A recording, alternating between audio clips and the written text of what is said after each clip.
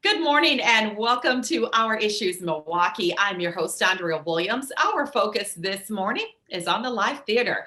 We know that the pandemic forced the theater world into survival mode last spring, but I'm happy to say that things appear to be finally coming around. My first guest is an award-winning international theater director whose work has appeared at over 100 major theaters throughout Europe and the United States. Mark Clements is the artistic director for the Milwaukee Repertory Theater here in Milwaukee. How are you, Mark?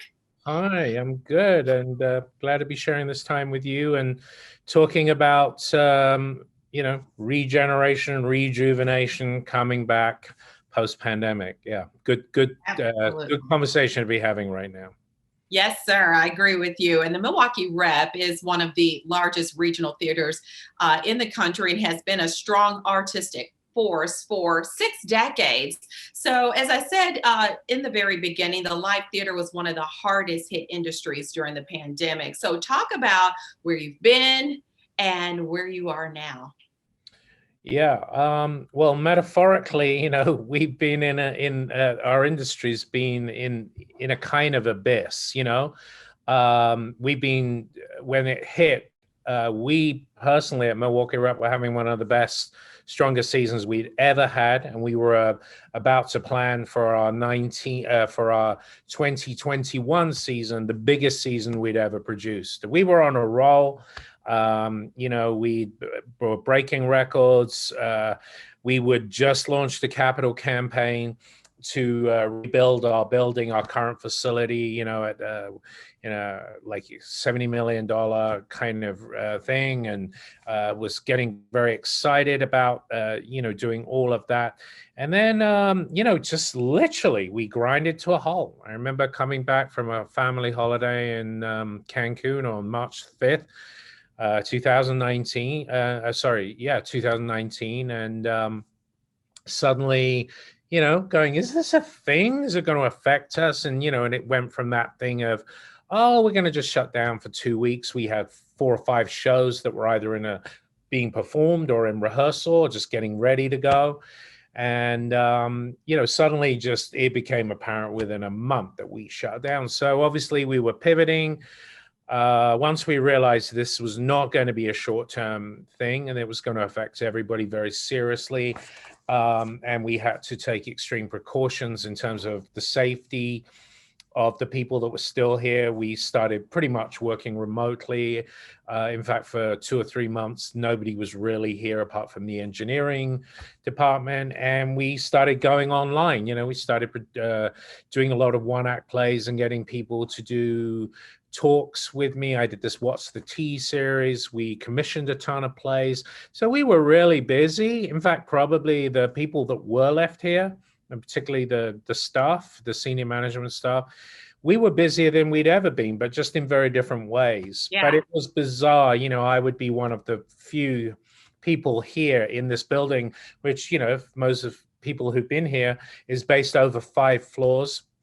It's, what was a former power station. And I would literally, where there would be, hundreds of people milling around, just one person walking at 5 o'clock in the afternoon, through the halls, down the elevator, not see anybody. It was, so. Like, hello, hello, hello. Yeah, eerie. We have this tradition in the theater called the ghost light, and we leave it, on like a single bulb, put it on the stage. It's there every night, but it sort of took on a greater significance, and that was the only sort of sign of light, literally. But here we are. The second part of your question, here we are now. We have started. In fact, I just walked through for this interview. I came through to my office and walked past the most people I've seen literally in this theater. Wow. I just walked past the office of the development department, and they were all in there, like all 5 or 6 of them. And I was like, what? I haven't seen you. I literally have not seen these folks all together in person, some of them in person at all, in 14 months now.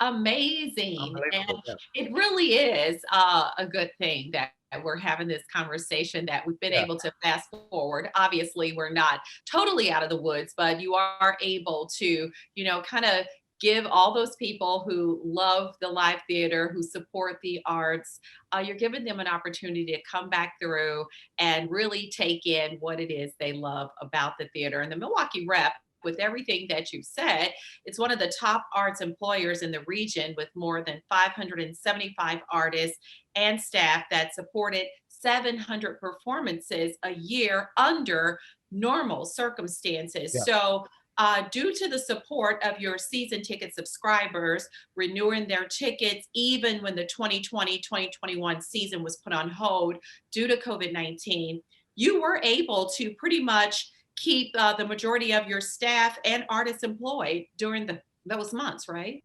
Yeah, so when other theaters, and I want to preface this with this not being any sort of sense of pejorative judgment, but when a lot of theaters were shutting down and, getting, laying off or furloughing 75, 80% of their staff, our situation for the first 6 months was for all of the full-time staff. And, you couldn't do everybody, because if there was no restaurant, and wait staff, bar staff, some of our kind of union staff who are on, particular CBAs, it works in a very different way. But for the full-time staff, we ended up keeping everybody. We made a decision. We were having a great season. We made the decision to keep people employed from when we shut down in March right through to July, and with a very some small reductions. They were significant in that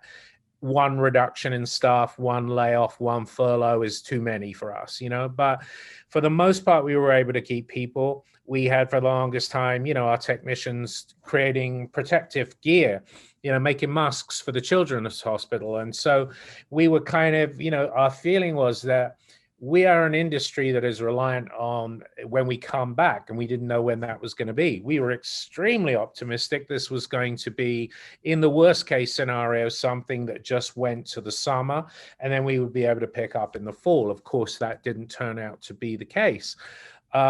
But that was not the fault of the people who were being, who are our employees, some for decades. Yeah. And we just felt those skills, those prerequisite skills that they have and they built, you can't just replace those people. A master wig maker, a master props maker, a scenic artist. And we wanted to keep those folks as employed as possible, even if there was as little work to do or different kind of work to do, so that when we came back, we were as nimble and dexterous as possible, so that when we could hit the ground running, we could almost start, unlike many other theaters, like the Broadway scenario in New York is really difficult. Those shows just don't go, oh, we can be healthy and be back together, and now we can start. They just don't go up in a week or two. They go up in months and millions of dollars.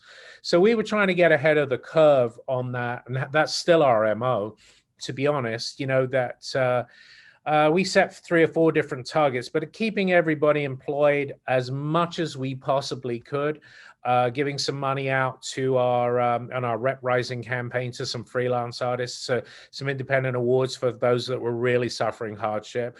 So many actors and designers and folks, if they're not working in the theater, they tend to work in service industries like the restaurant and the bar businesses. And of course, those were decimated as well. So really, a lot of our freelance artists had nothing, apart from unemployment benefit for a time, that additional money that the federal government was giving out to keep people alive. But it was really, it's been so hard on those folks. So, I feel like through the generosity of our trustees, our donors, who were magnificent this year. I mean, I think one of the things this pandemic has taught us is that the things that we value in life most, whether it be TV programs, live arts, restaurants, the things that make life enjoyable and that we love, were suddenly, not only were they taken away from us, but we weren't 100% sure, if we didn't support them, whether they were going to come back. And that is still true, I think, for how many restaurants, independent businesses will be able to return when it's safe to do so? Has the damage been done? We know many businesses have been closed down. Obviously, we're now all waiting for this SVOG award that, for shuttered venues, and that the federal government are about to, allow us to apply for. So, we've just got to be, we're just hoping that we can ride this out, and so far, so good. So far, so good. So I think it's safe to say that what was the 2020-21 season is now the 2021-22 season. Yeah, basically. Yeah. Kind of, sort of, yeah. So you've got a big show. First Lady of Song, Alexis J. Roston sings Ella Fitzgerald, opening on Tuesday, April 27th, right around the corner. That's going to run through May 23rd.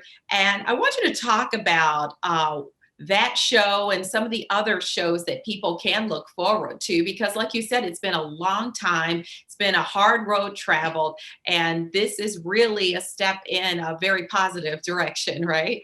Yeah. So, one of the plans that we'd hoped for in the spring of this year, we did Jacob Marley's Christmas Carol, which was a one-man version of Christmas Carol. And we were intending that to be in front of a live audience, but that didn't work out. But we filmed that and streamed it, went over 16 different countries. A lot of people saw it. It was fantastic. But when we looked at the rest of the season, it just wasn't safe. We were in a upward tick, I think is the correct term at the time. Wisconsin wasn't doing too good. We had no rollout of vaccinations. We didn't know.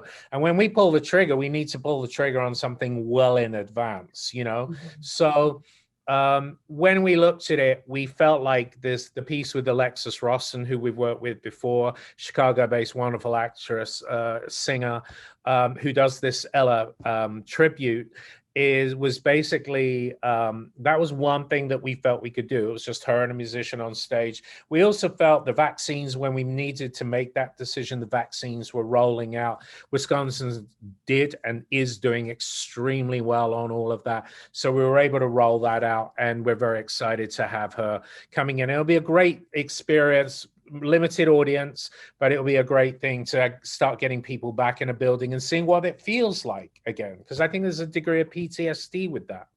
Oh, I agree. And I will be one of those people sitting right there on opening night. I am excited. Yeah. So with that said, the Milwaukee Rep is operating with enhanced safety measures.